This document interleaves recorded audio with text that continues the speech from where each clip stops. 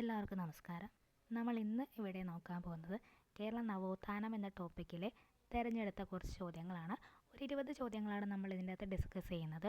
Kerala PSC 2026 നടത്താൻ പോകുന്ന company board LGS, beverage LDC, VFA, assistant prison officer തുടങ്ങിയ എക്സാംസിന് ഇത് വളരെയധികം ഉപകാരപ്രദമായിരിക്കും. വീഡിയോ എല്ലാവരും മുഴുവനായും കാണാൻ ശ്രമിക്കുക. ആദ്യത്തെ ചോദ്യം, കേരളത്തിലെ ആദ്യത്തെ സാമൂഹ്യ പരിഷ്കർത്താവ്.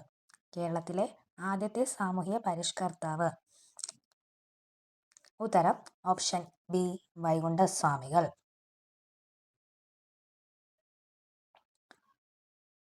അടുത്ത ചോദ്യം, വൈകുണ്ഠസ്വാമികളുടെ ജന്മസ്ഥലം എവിടെയാണ്? ഉത്തരം ഓപ്ഷൻ സി, സ്വാമിത്തോപ്പ്. തമിഴ്നാട്ടിലെ നാഗർകോവിലിൻ്റെ അടുത്തുള്ള സ്വാമിത്തോപ്പാണ് വൈകുണ്ഠസ്വാമികളുടെ ജന്മസ്ഥലം.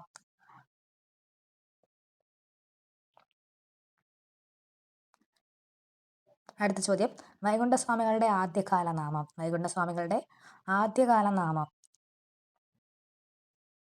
ഉത്തരം മുടിചൂടും പെരുമാളാണ് വൈകുണ്ഠസ്വാമികളുടെ ആദ്യകാല നാമം. വൈകുണ്ഠസ്വാമികളുമായി ബന്ധപ്പെട്ടത് താഴെ കൊടുത്തിരിക്കുന്നതിൽ ഏതൊക്കെയാണ്? വൈകുണ്ഠസ്വാമികളെ ബന്ധപ്പെട്ടത് ഓപ്ഷൻ എ, സമപന്തി ഭോജനമാണ് വൈകുണ്ഠസ്വാമികളുമായി ബന്ധപ്പെട്ടത്. അടുത്ത ചോദ്യം, ദക്ഷിണേന്ത്യയിൽ ആദ്യമായി കണ്ണാടി പ്രതിഷ്ഠ നടത്തിയ നവോത്ഥാന നായകൻ.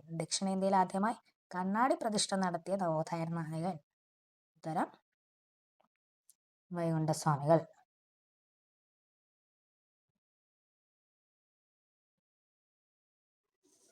അടുത്ത ചോദ്യം, 1822 വൈകുണ്ഠസ്വാമികളെ പിന്തുണച്ച സാമൂഹിക പ്രക്ഷോഭം ഏതാണ്? 1822 വൈകുണ്ഠസ്വാമികൾ പിന്തുണച്ച സാമൂഹിക പ്രക്ഷോഭം ഏതാണ്? ഉത്തരം ചാന്നാർ ലഹള.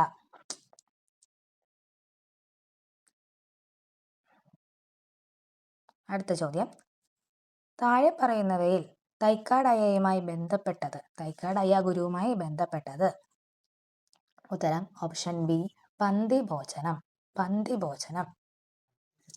അടുത്ത ചോദ്യം, മഹാവിഷ്ണുവിന്റെ അവതാരമാണ് താനെന്ന് സ്വയം പ്രഖ്യാപിച്ച നവോത്ഥാന നായകൻ ആരാണ്?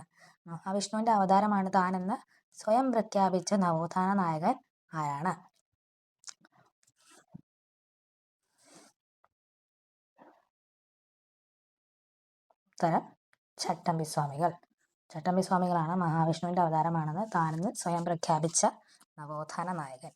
അടുത്ത ചോദ്യം, തൈക്കാട് അയ്യ ഗുരുവിന്റെ ജന്മസ്ഥലം എവിടെയാണ്? ഉത്തരം നഖലാപുരത്താണ്. തമിഴ്നാട്ടിലെ നഖലാപുരമാണ് തൈക്കാട് അയ്യ ഗുരുവിന്റെ ജന്മസ്ഥലം. അടുത്ത ചോദ്യം, ശ്രീനാരായണ ഗുരുവിന്റെ മുൻഗാമി എന്നറിയപ്പെടുന്ന നവോത്ഥാന നായകൻ ആരാണ്?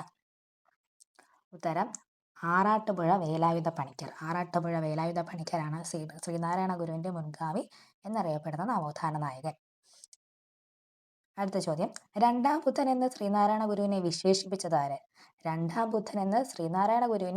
വിശേഷിപ്പിച്ചതാരാണ്? ഉത്തരം ജി ശങ്കരക്കുറുപ്പാണ് ശ്രീനാരായണ ഗുരുവിനെ രണ്ടാം ബുദ്ധൻ എന്ന് വിശേഷിപ്പിച്ചത്. അടുത്ത ചോദ്യം, SNDP രൂപീകരിക്കാൻ ശ്രീനാരായണ ഗുരുവിനെ പ്രേരിപ്പിച്ച നവോത്ഥാന നായകൻ ആരാണ്? ഉത്തരം ഡോക്ടർ പി പൽപ്പു ആണ് SNDP രൂപീകരിക്കാൻ ശ്രീനാരായണ ഗുരുവിനെ പ്രേരിപ്പിച്ചത്. തപാൽ സ്റ്റാമ്പിൽ പ്രത്യക്ഷപ്പെട്ട ആദ്യ മലയാളി. ഉത്തരം ശ്രീനാരായണ ഗുരുവാണ് തപാൽ സ്റ്റാമ്പിൽ പ്രത്യക്ഷപ്പെട്ട ആദ്യ മലയാളി. അടുത്ത ചോദ്യം എന്താണ്? താഴെ തന്നിരിക്കുന്നവയിൽ ശ്രീനാരായണ ഗുരുവിന്റെ തമിഴ് കൃതി ഏതാണ്? ഇതിന്റെ ഉത്തരം വരുന്നത് തേവാര പതികങ്ങളാണ് ശ്രീനാരായണ ഗുരുവിന്റെ തമിഴ് കൃതി. അടുത്ത ചോദ്യത്തിലോട്ട് പോകാം. അടുത്ത ചോദ്യം എന്താണ്? മനുഷ്യരുടെ വേഷം, ഭാഷ, മതം എന്നിവ വ്യത്യസ്തമായാലും അവരുടെ ജാതി ഒന്നായതുകൊണ്ട് വിവാഹവും പന്തിഭോജനവും ചെയ്യുന്നതിന് യാതൊരു ദോഷവുമില്ല. ആരുടെ വാക്കുകളാണിത്? മനുഷ്യരുടെ വേഷം, ഭാഷ, മതം എന്നിവ വ്യത്യസ്തമായാലും അവരുടെ ജാതി ഒന്നായതുകൊണ്ട് വിവാഹവും പന്തിഭോജനവും ചെയ്യുന്നതിന് യാതൊരു ദോഷവുമില്ല. ആരുടെ വാക്കുകളാണിത്? ശ്രീനാരായണ ഗുരുവാണ് പറഞ്ഞത് കേട്ടോ. അടുത്ത ചോദ്യം നോക്കാം. മലബാറിൽ ഞാനൊരു യഥാർത്ഥ മനുഷ്യനെ കണ്ടു. ഇങ്ങനെ സ്വാമി വിവേകാനന്ദൻ അഭിപ്രായപ്പെട്ടത് ആരെക്കുറിച്ചാണ്? മലബാറിൽ ഞാനൊരു യഥാർത്ഥ മനുഷ്യനെ കണ്ടു. സ്വാമി വിവേകാനന്ദൻ ആരെക്കുറിച്ചാണ് ഇങ്ങനെ അഭിപ്രായപ്പെട്ടത്? ഉത്തരം ചട്ടമ്പി സ്വാമികളാണ്. അടുത്ത ചോദ്യം. ചട്ടമ്പി സ്വാമികളുടെ ചിത്രമുള്ള തപാൽ സ്റ്റാമ്പ് പുറത്തിറക്കിയ വർഷം? ചട്ടമ്പി സ്വാമികളുടെ ചിത്രമുള്ള തപാൽ സ്റ്റാമ്പ് പുറത്തിറക്കിയ വർഷം ഏതാണ്? 2014. 2014 ചട്ടമ്പി സ്വാമികളുടെ ചിത്രമുള്ള തപാൽ സ്റ്റാമ്പ് പുറത്തിറക്കിയത്. അടുത്ത ചോദ്യം നോക്കാം. വേദപഠനം ബ്രാഹ്മണരുടെ കുത്തകയല്ല എന്ന് സമർപ്പിക്കുന്ന ചട്ടമ്പി സ്വാമികളുടെ കൃതി ഏതാണ്? വേദപഠനം ബ്രാഹ്മണരുടെ കുത്തകയല്ല എന്ന് സമർപ്പിക്കുന്ന ചട്ടമ്പി സ്വാമികളുടെ കൃതി. ഉത്തരം വേദാധികാര നിരൂപണം. വേദാധികാര നിരൂപണത്തിലാണ് വേദപഠനം ബ്രാഹ്മണരുടെ കുത്തകയല്ല എന്ന് സമർപ്പിക്കുന്നത്.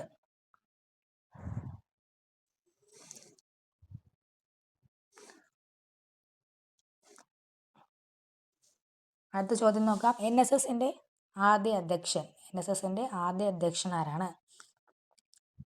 കേളപ്പനാണ് NSSന്റെ ആദ്യ അധ്യക്ഷൻ. ആദ്യ സെക്രട്ടറി ആരാണ്? മന്നത്ത് പത്മനാഭൻ.